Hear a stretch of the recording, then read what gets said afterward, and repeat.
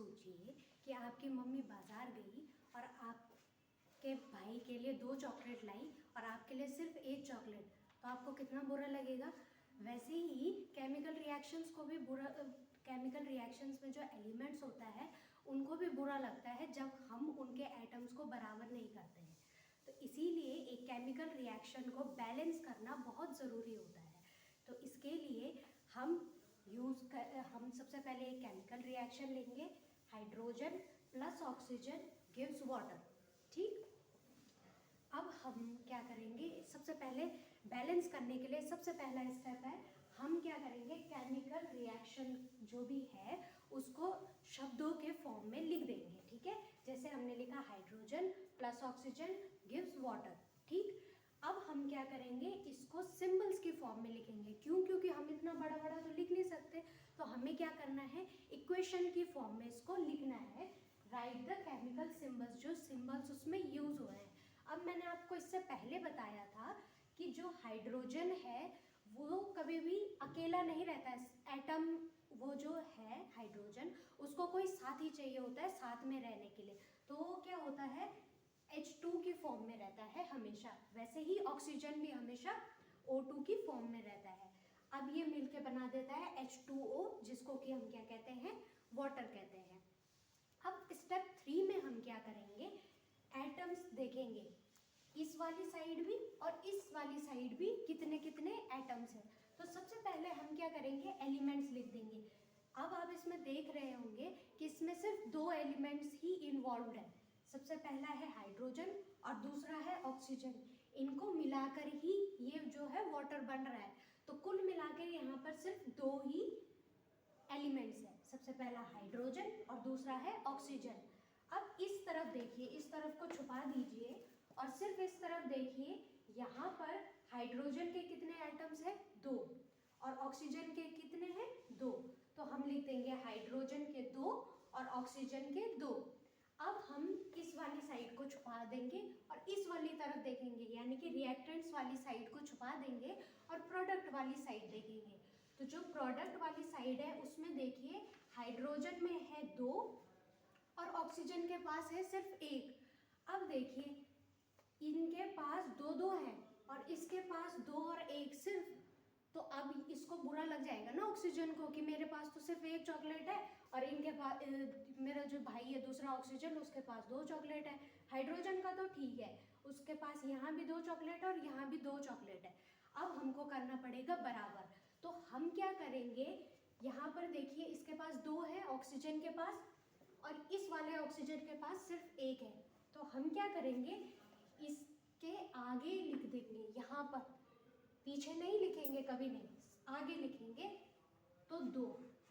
अब देखिए यहाँ पर इसके पास ऑक्सीजन के पास भी 2 हो गए, इस वाले ऑक्सीजन के पास भी 2 हो गए। पर अब एक और गड़बड़ हो गई। क्या गड़बड़ हो गई, ये वाला जो हाइड्रोजन है इसके पास 4 हो गए। 4 कैसे हो गए, 2 × 2 = 4। तो अब ये वाला जो हाइड्रोजन है इसके पास हो गए 4 और इस बेचारे के पास है सिर्फ 2।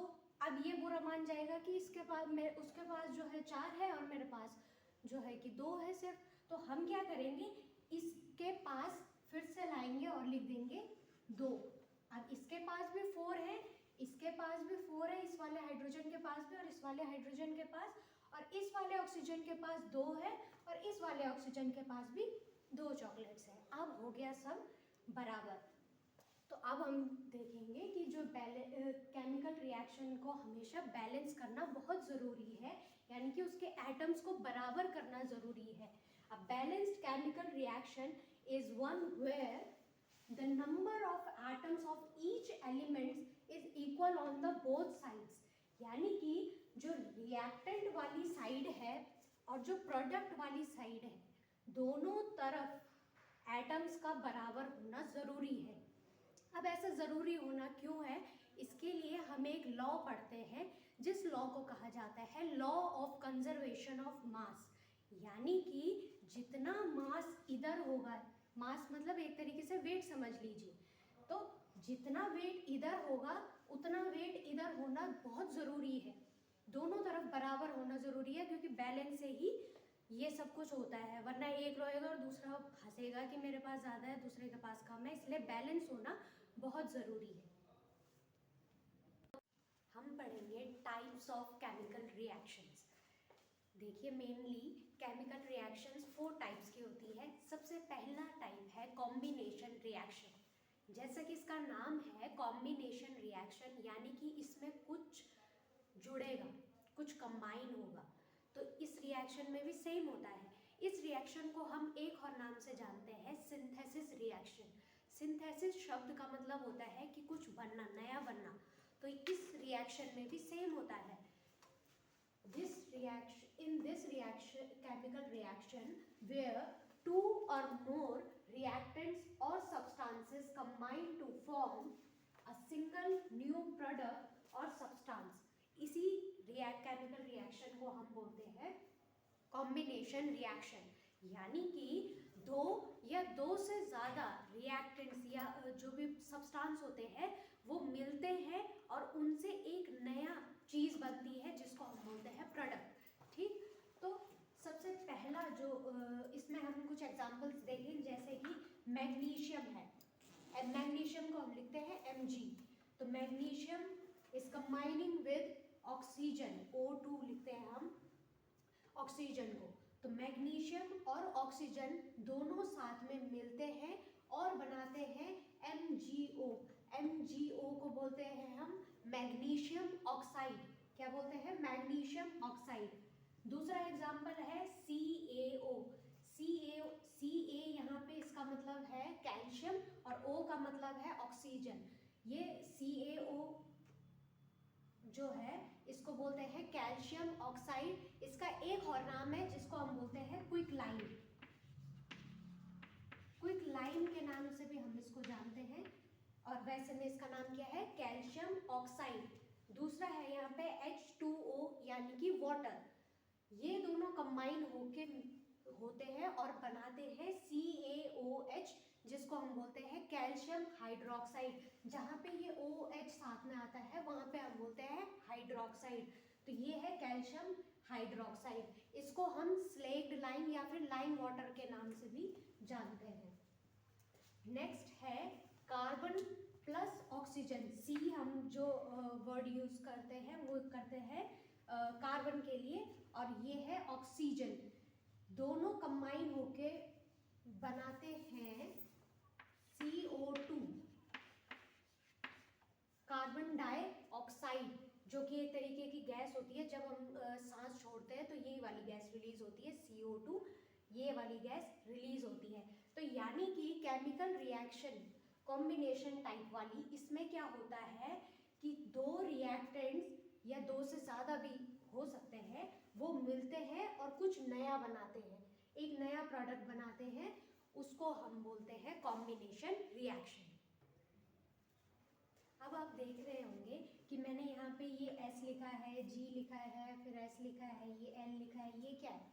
तो ये जो होता है ये डिनोट करता है कि जो ये चीज़ है, ये जो एलिमेंट है, इसकी फिजिकल स्टेट क्या है। ये सॉलिड है, ये लिक्विड है, ये गैस है, ये क्या है? तो ये जो S है, S का मतलब है कि ये सॉलिड है। मैग्नीशियम ये सॉलिड स्टेट में, ये ऑक्सीजन यहाँ पे गैसियस स्टेट में। G का मतलब होता है गैसियस फॉर्म में। यहाँ पे S लिखा है, इसका मतलब सॉलिड फॉर्म में है। ये जो CaO है क्विक लाइम, ये होता है सॉलिड फॉर्म में। ठीक, H2O आप हम सबको पता है पानी कैसा होता है, तरल होता है, लिक्विड होता है। तो यहाँ पे लिखा है N। अभी AQ का मतलब क्या है? AQ का मतलब होता है एक्वस। अब लिक्विड भी ये है, एक्वस का मतलब भी तो लिक्विड ही हुआ, लेकिन इसका मतलब ऐसा नहीं होता। एक्वस और लिक्विड में क्या अंतर है?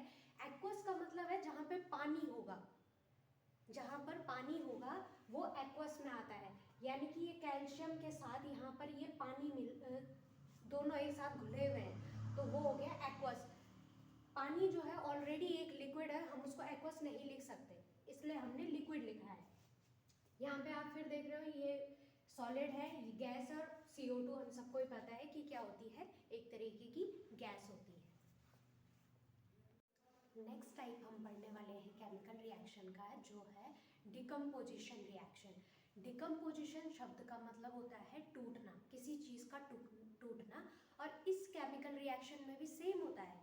एक कोई भी जो रिएक्टेंट होता है वो टूटता है और छोटे छोटे हिस्सों में टूटता है, यानी कि एक बड़ा हिस्सा, समझ लीजिए एक बड़ा पत्थर छोटे छोटे पत्थरों में टूट रहा है। वैसे ही इस केमिकल रिएक्शन में भी होता है कि reaction in which a single reactant breaks down to give simpler products, यानी कि सिंपल प्रोडक्ट्स को देने के लिए एक रिएक्टेंट जो है वो टूट जाता है। इसका एग्जांपल हम देखेंगे, वो है NaCl।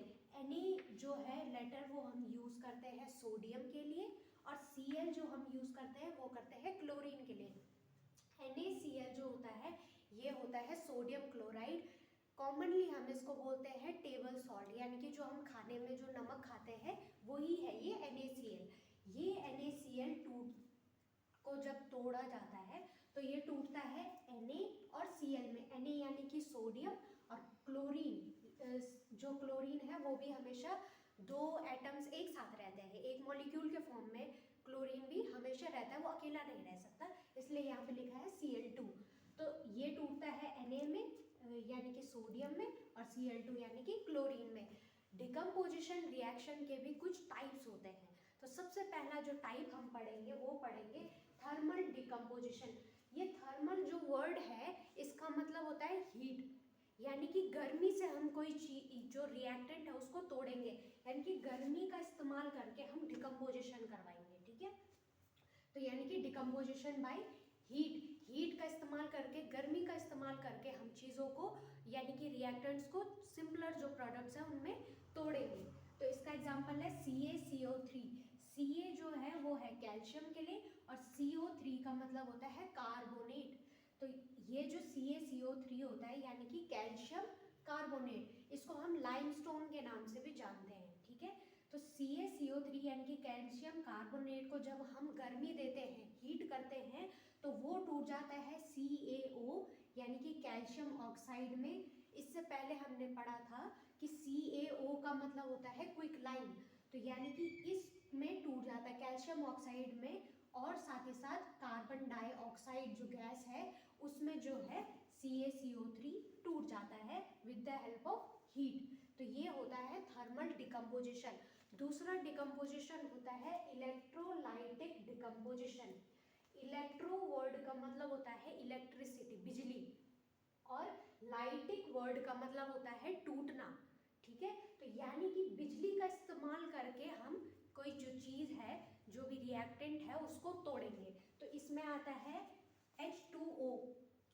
H2O माने वाटर को तोड़ देंगे हम दो गैसेस में।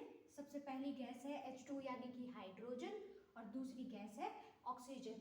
पानी में जब हम बहुत हाई वोल्टेज की इलेक्ट्रिसिटी को पास करते हैं तो पानी जो है हाइड्रोजन और ऑक्सीजन गैस में टूट जाता है। तीसरा जो हम पढ़ेंगे वो पढ़ेंगे फोटोलिटिक डिकम्पोजिशन।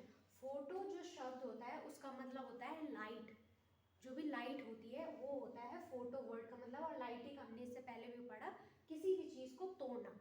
ब्रेक डाउन के प्रोसेस को बोलते हैं लाइटिक या लाइसिस जो भी है। तो फोटोलाइटिक यानी कि लाइट का इस्तेमाल करके हम जो है डिकम्पोजिशन करेंगे। अब आप सोचिए कि ऐसी कौन सी लाइट होगी जो कि इतनी ताकतवर होगी कि किसी रिएक्टेंट को तोड़ने की हिम्मत रखती हो। तो ऐसा जो सोर्स है वो सिर्फ एक ही है, वो है सनलाइट, सूरज। सूरज की जो रोशनी आती है वो इसमें हेल्प करेगा, किसमें, फोटोलाइटिक डिकम्पोजिशन करने में। इसका एग्जांपल है AgCl। Ag जो वर्ड होता है ये इस्तेमाल होता है सिल्वर के लिए, जो चांदी होता है वो, और ये क्लोरीन Cl यानी कि क्लोरीन यानी कि सिल्वर क्लोराइड, ये इसको सनलाइट में जब हम रखते हैं, सूरज की रोशनी में रखते हैं कुछ देर, तो ये जो है सिल्वर और क्लोरीन दो उसमें टूट जाता है, दो प्रोडक्ट्स में टूट जाता है, सिल्वर में और क्लोरीन गैस में टूट जाता है। नेक्स्ट हम रिएक्शन जो पढ़ेंगे वो है, यानी कि तीसरा टाइप, वो है डिस्प्लेसमेंट रिएक्शन। डिस्प्लेसमेंट शब्द का मतलब होता है कि किसी चीज़ को डिस्प्लेस यानी कि किसी चीज़ को उसकी जो जगह है वहाँ से हटा देना। यानी कि जो रिएक्टेंट है उसमें हम क्या करेंगे, रिएक्टेंट में जो एलिमेंट होगा उसकी जगह कोई दूसरा एलिमेंट ले लेगा। अब ये कैसे होगा वो हम इसमें देखेंगे। When an element displaces another element from its compound, यानी कि एक कंपाउंड क्या होता है, एलिमेंट्स जब मिलते हैं तो कंपाउंड बनाते हैं, तो यानी कि एक कंपाउंड में से उसके एलिमेंट को हटाकर कोई दूसरा एलिमेंट लगा देना, ये होती है डिस्प्लेसमेंट रिएक्शन। अब इसका एग्जांपल हम देखेंगे। Fe का मतलब होता है आयरन, और ये जो है CuSO4, Cu का मतलब होता है कॉपर और SO4 का मतलब होता है सल्फेट, ठीक है। तो कॉपर सल्फेट रिएक्ट करता है आयरन के साथ, और आयरन क्या करता है, कॉपर सल्फेट को उसकी जगह से हटाकर खुद उसकी जगह पर बैठ जाता है और कॉपर को बाहर किक आउट कर देता है। तो ये जो है FeSO4 बन जाता है, यानी कि फेरस सल्फेट हम इसको बोलते हैं, वो बन जाता है और कॉपर को इसने अलग कर दिया। अब ऐसा हमें कैसे पता चलेगा कि आयरन जो है वो कॉपर को हटा देगा, मीन्स ऐसा हमको कैसे पता चलेगा कि आयरन ही हटा पाएगा कॉपर को इसमें, या फिर ऐसा भी तो हो सकता था कि जो कॉपर है वो आयरन को किसी जगह से हटा दे, ऐसा क्यों हुआ कि आयरन ने ही कॉपर को हटाया, तो उसको समझने के लिए हम पढ़ेंगे रिएक्टिविटी सीरीज। तो इसमें क्या होता है, ये है रिएक्टिविटी सीरीज। तो इसमें सबसे पहला है पोटेशियम, ये जो है ये सबसे ज़्यादा रिएक्टिव है, यानी कि इन सबको ये इनके कंपाउंड्स में से हटा सकता है, इतनी ये ताकत रखता है। यानी कि अगर ये होगा और ये सब होंगे तो ये इन सब को हटाकर इनके कंपाउंड्स में से, इन एलिमेंट्स को इनके कंपाउंड से हटाकर खुद उनकी जगह पर ये ले सकता है। दूसरा जो है वो है सोडियम Na, ये जो है इससे कम थोड़ा रिएक्टिव होता है। उसके बाद है कैल्शियम, उसके बाद है मैग्नीशियम, नेक्स्ट है एल्यूमिनियम, उसके बाद है कार्बन, नेक्स्ट है जिंक, उसके बाद आता है आयरन, फिर आता है टिन, उसके बाद आता है लेड, Pb यानी कि लेड, फिर आता है हाइड्रोजन, नेक्स्ट आता है कॉपर, फिर आता है Hg यानी कि मरकरी, Ag यानी कि सिल्वर, Au यानी कि गोल्ड, और Pt यानी कि प्लैटिनम। प्लैटिनम सबसे कम रिएक्टिव होता है, यानी कि ये जो इसके पीछे जितने हैं ये सब प्लैटिनम को उसके कंपाउंड से हटाकर खुद उसकी जगह पर बैठने की ताकत रखते हैं। तो यानी कि ये सबसे ज़्यादा रिएक्टिव है और ये सबसे कम रिएक्टिव होता है।